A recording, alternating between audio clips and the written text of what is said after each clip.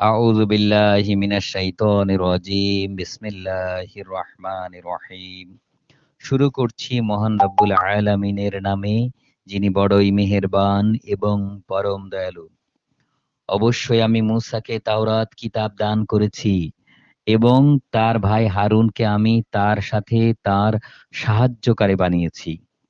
আমি তাদের বলেছিলাম, তোমরা উভয়েই আমার হেদায়াত নিয়ে এমন এক জাতির কাছে যাও যারা আমার আয়াতসমূহকে অস্বীকার করেছে, অতঃপর আমাকে অস্বীকার করায় আমি তাদের সম্পূর্ণরূপে বিনাশ করে দিয়েছি।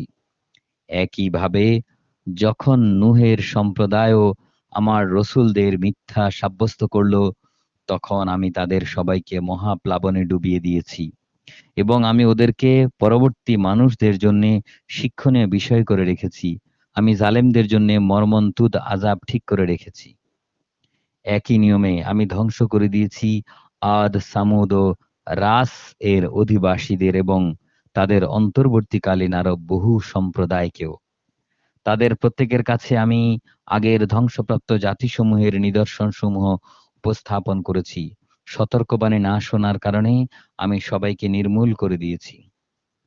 এরা তো সেই জনপদ দিয়ে প্রতিনিয়ত আসা যাওয়া করে, যার উপর আযাবের বৃষ্টি বর্ষণ করা হয়েছিল।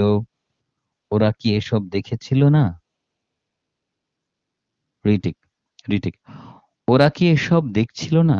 আসল কথা হচ্ছে, এরা পুনরায় জীবিত হওয়ার কোনো আশাই পোষণ করে না। হে নবী, এরা যখন তোমাকে দেখে তখন তোমাকে কেবল ঠাট্টা বিদ্রূপের পাত্ররূপেই গণ্য করে এবং বলে, এই কি সে লোক যাকে আল্লাহ তাআলা রসূল করে পাঠিয়েছেন? এই ব্যক্তি তো আমাদের দেবতাদের এবাদত থেকে আমাদেরকে সম্পূর্ণ বিচ্যুত করে দিত যদি আমরা তাদের উপর দৃঢ় প্রতিষ্ঠিত না থাকতাম। হ্যাঁ, তারা যখন আযাবকে স্বচক্ষে দেখতে পাবে, তখন ভালো করে জানতে পারবে কে তোমাদের মাঝে বেশি পথভ্রষ্ট ছিল। হে নবী, তুমি কি সেই ব্যক্তিকে দেখনি যে তার কামনা বাসনাকে নিজের মাবুদ বানিয়ে নিয়েছে? তুমি কি তার মতো ব্যক্তির অভিভাবক হতে পারো? হে নবী, তুমি কি সত্যি মনে করো তাদের অধিকাংশ লোক তোমার কথা শুনে কিংবা এর মর্ম বুঝে? আসলে ওরা হচ্ছে পশুর মতো। বরং কোনো কোনো ক্ষেত্রে তারা তার চাইতেও বেশি পথভ্রষ্ট।